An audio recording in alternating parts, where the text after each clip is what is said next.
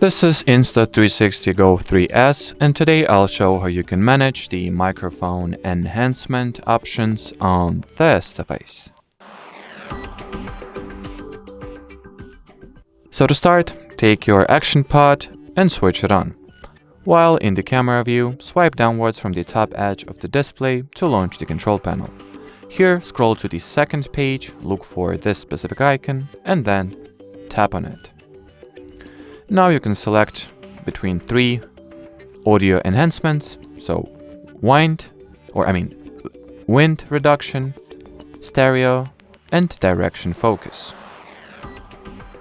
If you would like to learn more about them and what they do in particular, you can tap this exclamation mark icon to open the introduction page, which will briefly describe what all of those enhancements are good for. And well, as far as this video goes, that'll be it. So thanks for watching and bye bye.